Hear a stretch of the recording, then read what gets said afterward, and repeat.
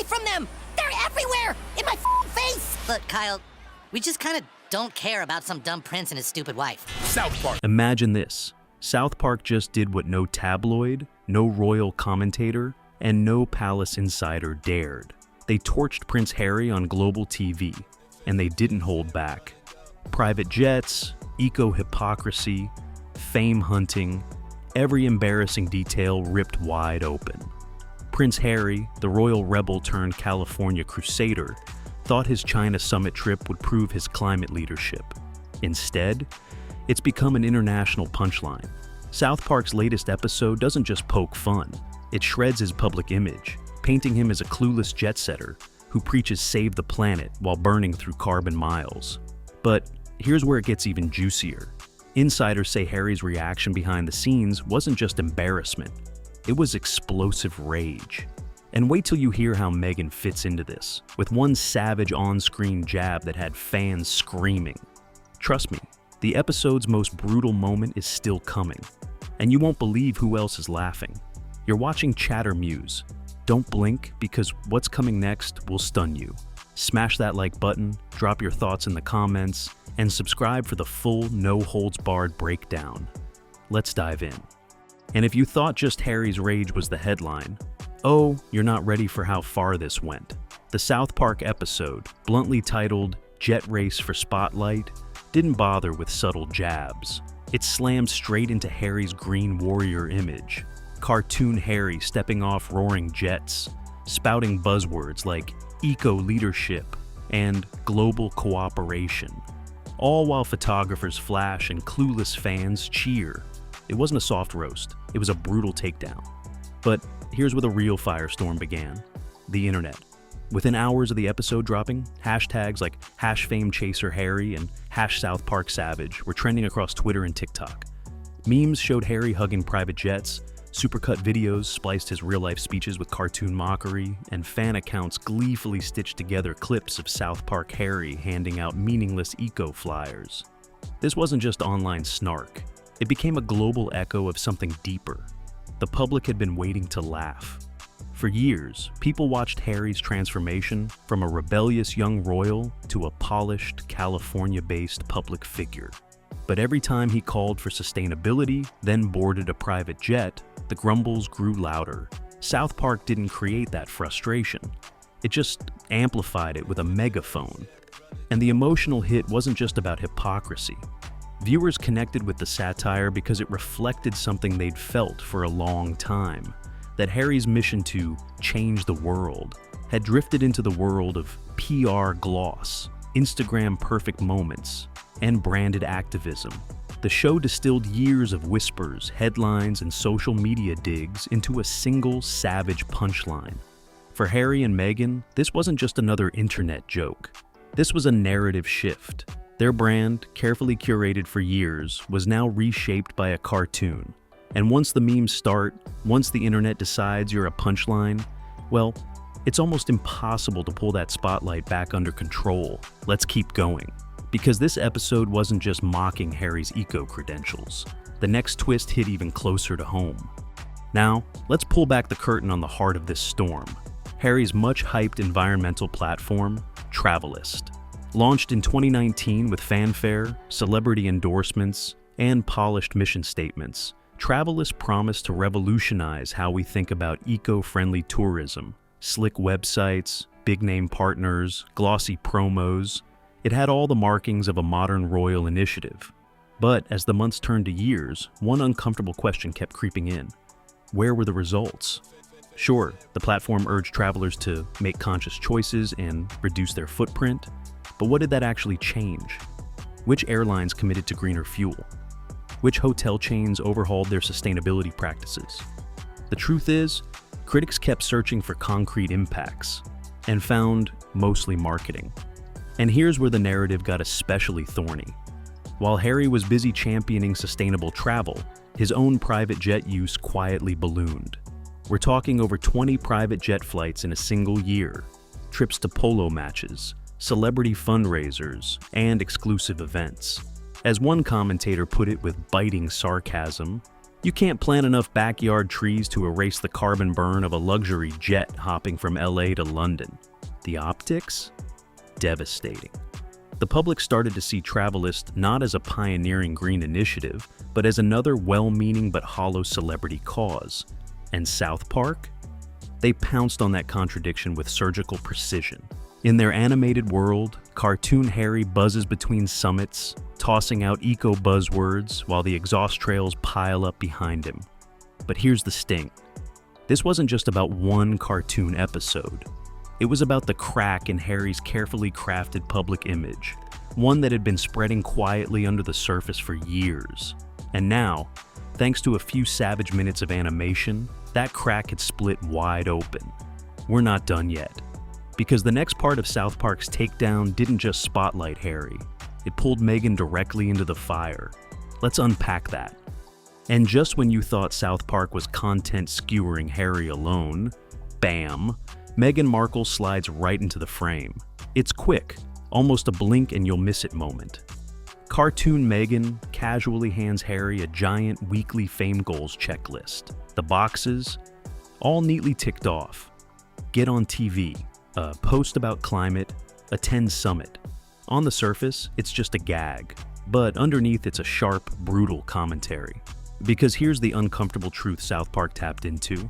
For many watching, the Sussex's public life has started to feel less like activism, and more like a brand strategy.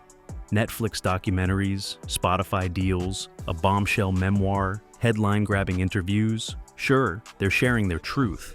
But increasingly people have been asking, is this about changing the conversation, or just owning it?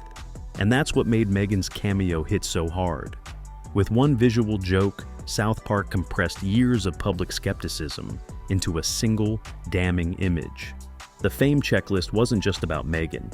It was about the couple's entire media machine, a perfectly polished engine built to keep the cameras rolling and the spotlight burning. For fans, it stung because it felt unfair.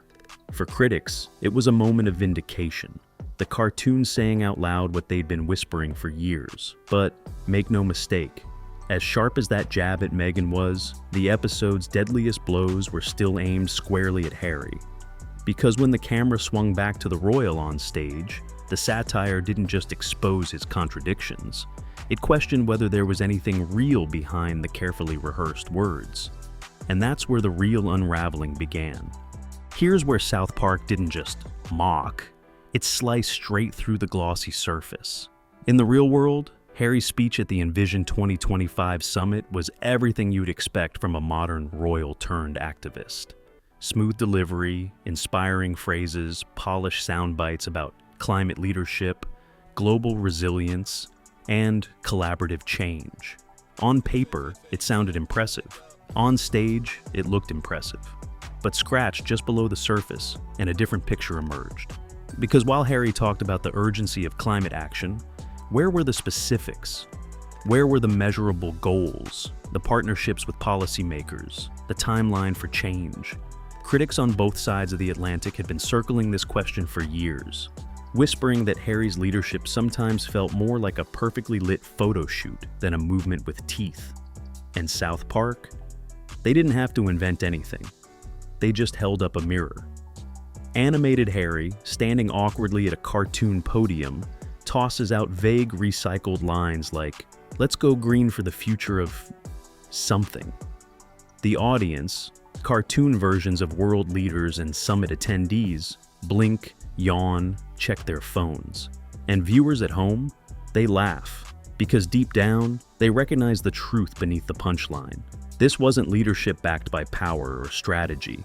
It was leadership wrapped in PR. And once South Park aired it out for the world to see, Harry's carefully cultivated global voice didn't just sound hollow, it echoed. But the fallout didn't end there. Because the person feeling the heat most wasn't just the cartoon figure on the screen, it was the real Prince Harry, watching his credibility crumble under the weight of his own contradictions. And behind the palace walls, that fallout was sending shockwaves. If you thought Harry would shrug this off with a royal smirk, think again. According to multiple insiders, the South Park episode didn't just sting, it set him off.